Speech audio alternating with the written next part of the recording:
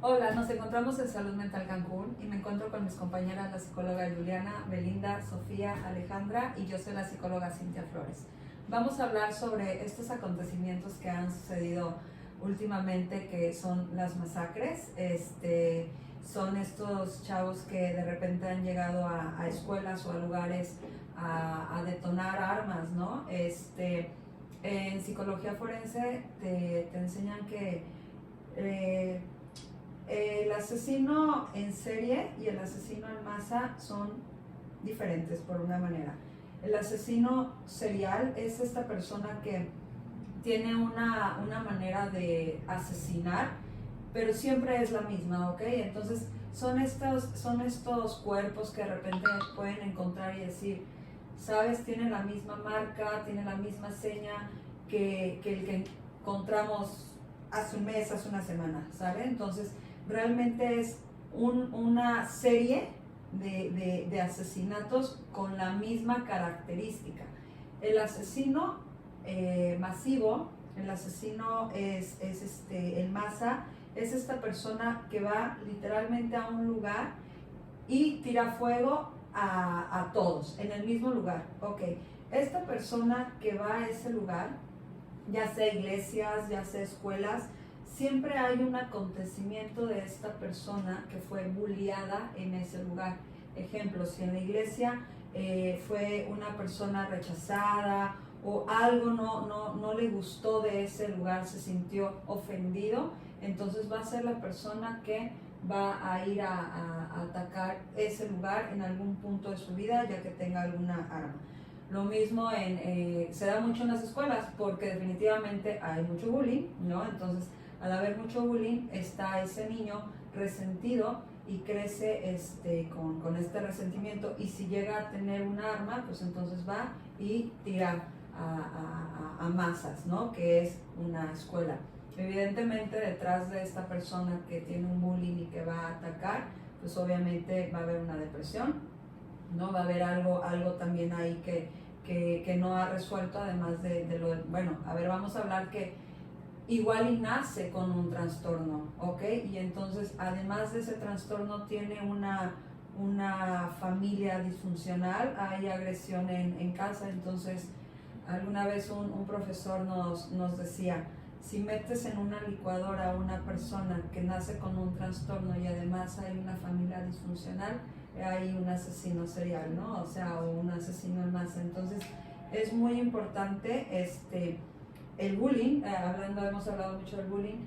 El bullying es súper importante arreglar esa situación cuando se está teniendo. No hay que hacerlo menos jamás, ¿no? O sea, y si además de ese bullying hay una familia disfuncional y además hay armas en la casa, entonces esto es el resultado de... Sí, yo creo que por eso es tan importante la educación en casa y cómo es esta parte de la comunicación asertiva, ¿no? Hacia dónde están canalizando las emociones de los chavos, ¿no? Bueno, no solo los chavos, ¿no? Sí. Las personas en general. Y esta parte de acudir a consulta, de no minimizar, porque pues me ha tocado, ¿no? Que hay padres que dicen, no pasa nada, tú defiéndete, ¿no? Así es la vida. No, es importante, como dice la psicóloga Cintia, atacar desde el primer aviso lo que es el bullying, para que no sea uno más de los factores que esté afectando a la persona. Claro está que para llegar a una acción así, pues debe de haber un historial de muchas experiencias totalmente negativas, disfuncionales. Y digo, no se necesita llegar a un punto caótico para acudir a consulta, pero es necesario que los padres también tengan observación en sus hijos, ¿no? Que porque es tranquilo entonces no puede ser una persona con estas características. No, claro que sí. Por eso es importante que los padres se involucren con sus hijos, estén pendientes de lo que están jugando, de lo que están consumiendo en internet, de su grupo de amigos, ¿no? Y no es con el fin de llegar a invadir, ¿no? Sino con el fin de saber en qué mundo se está moviendo hoy el adolescente, el infante o cualquier persona en general, ¿no? Claro. Y estar en constante educación psicológica, que es funcional, que no es funcional. Claro. Sí, claro. No invadir la privacidad del adolescente, lo que menciona la psicóloga Juliana, simplemente contener, ¿no? Cuando como padre de familia, como adulto, como familiar, veamos que algo no está bien, ayudemos a frenarlo y reportarlo. Y por supuesto acudir con un profesional de la salud mental.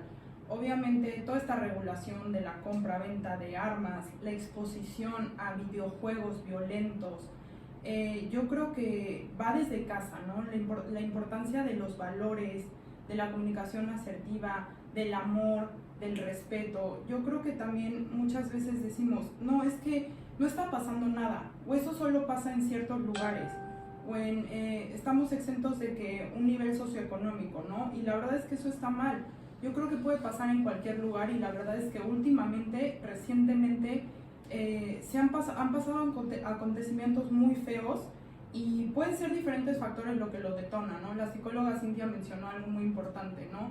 Eventualmente hay mucho dolor de fondo, mucho bullying, mucha violencia intrafamiliar, quizás una depresión, quizás una ansiedad, algún diagnóstico específico, alguna lesión cerebral. Entonces, con más importancia la canalización con un profesional de la salud mental para acudir, ¿no? Para contener, para intervenir. Eso es súper importante. Claro, y también algo importante no nada más es el bullying que está teniendo el niño en la escuela, ¿no? Sino también hay que ver qué está pasando en casa, porque también desde ahí es donde se empieza a desencadenar este niño que es buleador, ¿no? ¿Por qué? Porque a lo mejor dentro de su familia hay algún acontecimiento o está pasando alguna situación que su única forma quizás de poder descargar esas emociones, vaya, de forma incorrecta al final de cuentas, es generando bullying a sus compañeros o estando en su entorno, ¿no? Entonces, sí es muy importante también que a veces como padres nos preguntemos o se pregunten qué es lo que estamos o qué están haciendo ustedes en casa como familia para poder inculcarle justo estos valores, esta educación a los hijos y también el estar pendientes, ¿no? Porque como bien mencionan, quizás yo lo veo que está tranquilo, que tiene buena relación con sus amigos, pero realmente no sabemos cómo está internamente ese adolescente, ese niño, qué es lo que está pasando. A lo mejor porque lo vemos que es un niño que pues está tranquilo, no está molesto, pero quizás por dentro sí está molesto o está teniendo alguna situación y por no querer tener esta comunicación asertiva o no saber a lo mejor cómo acercarse a nuestros hijos, empezamos o empiezan ellos a manifestar este tipo de situaciones en la escuela, ¿no? Y por otro lado también los docentes, el que pongan esta atención en los niños, ¿no? Porque en muchas ocasiones, ¿qué pasa? El niño se acerca a la profesora, el profesor me está molestando fulanito de tal, ¿no? ¿Y qué hacen? Vete a sentar, no pasa nada, no le hagas caso, ¿no? Y quizás en ese momento no es algo que sea grande, pero está ya dándote un aviso. Te está dando ya un aviso y es en el momento en el que tú también como profesor tienes que poner atención a los niños, ¿no? Para saber qué es lo que está pasando y poder llegar también a tocar esa raíz, ¿no?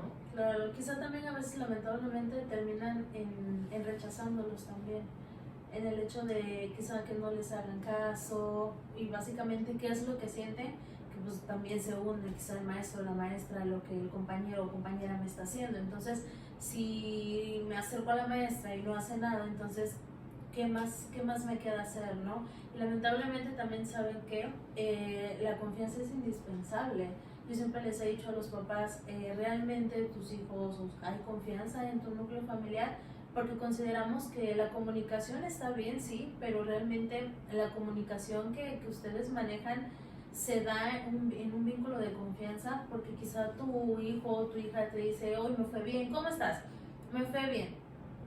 ¿Qué hiciste? No, pues esto, vi esto, perfecto. Voy a mi cuarto, voy a ver la tele o se va y listo, ya me comuniqué.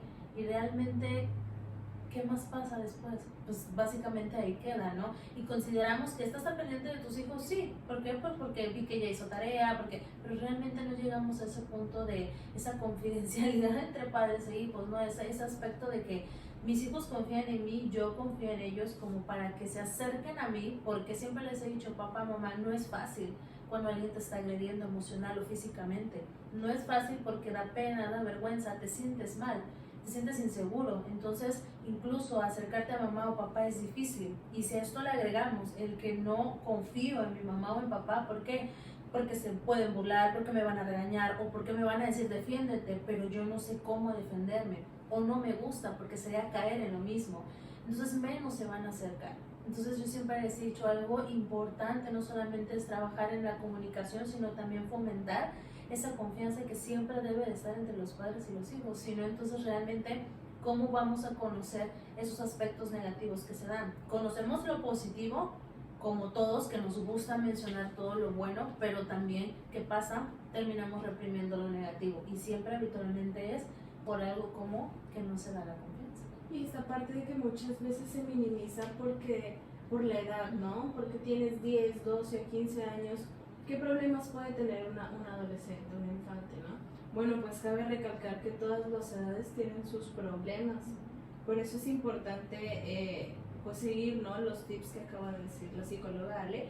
Y el hecho de acudir a consulta, mi hijo está creciendo, o hay conductas claves, ¿no?, que te indican cuando las cosas no van como por un camino, no quiero decirle normal, sino que funciona, ¿no? Funcional, correcto. Funcional, porque como padres de familia, como integrantes de la familia, sabemos cuál es el patrón, sabemos cuáles son las conductas pues consecutivas, ¿no? Entonces ya cuando esto empieza a cambiar es una alerta, no es una alerta para dejarla, para procrastinarla, para decir, es la adolescencia, ¿no? Ya va a pasar, no, es enseguida acudir con un profesional de la salud porque es una conducta que ya no es favorable y es una conducta que sí se puede desarrollar. Y si se desarrolla, perdón, es donde viene el conflicto. Entonces, a veces como seres humanos tenemos que llegar al choque para aprender. Y yo le digo a mis pacientes, no es necesario llegar a un conflicto, llegar al choque, si antes hacemos las cosas que deberíamos de hacer, como poner como prioridad nuestra salud mental, ¿no? No por comer sano, no por hacer ejercicio quiere decir que ya estoy bien, ¿no? También es una cuestión de, ok, si yo quiero educar bien a mi hijo, ¿quién tiene que estar primero bien, no? Como un núcleo familiar, como padres de familia, etcétera.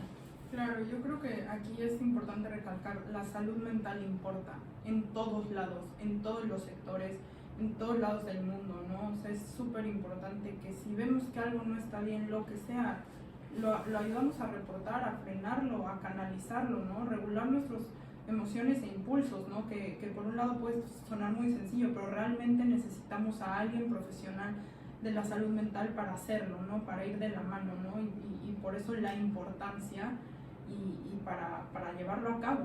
Sí, perdón, en las escuelas ya se está implementando muchísimo más la psicología, entonces yo como herramienta sí a los chavos, a las personas que están en la escuela, ¿no? Que acudan con su psicóloga de escuela, que platiquen y que no se tome como un siéntate, no pasa nada, la cuestión del bullying, la cuestión de minimizar, de hacer sentir mal a otro ser humano, porque no es correcto, ¿no? Porque Claro. si tengo algo, sentirme mal, no tiene nada malo no estar bien, ¿no? Acudir al psicólogo. Sí, y no normalizar las conductas, porque al final de cuentas también como padres a veces, como bien dijiste, ¿no? Ay, tiene 10 años, tiene 8 años, es normal, ya va a pasar, estás normalizando una conducta que quizás es una alerta y ahí es donde puedes empezar a desencadenarse este bullying, ¿no? Es ahí la importancia, como hemos mencionado, del poner límites, del poner consecuencias y que si tú realmente como padre le estás poniendo una consecuencia, la cumplas, porque al final de cuentas, si tú le dices a un niño, no te voy a dar el celular y al rato se lo das, pues se está perdiendo la credibilidad en tus palabras porque sabe que va a obtener lo que él quiere. Entonces, si realmente tú estás poniendo una consecuencia, cumplirla, ¿no? Y poner límites, porque si tú pones límites, le estás dando amor a tu hijo. Sí. Y bueno, como siempre lo he dicho, ¿no? Recordar que el primer paso de amor propio es acudir a consulta. Y bueno, gracias por vernos todos los viernes. Nos vemos en el próximo video.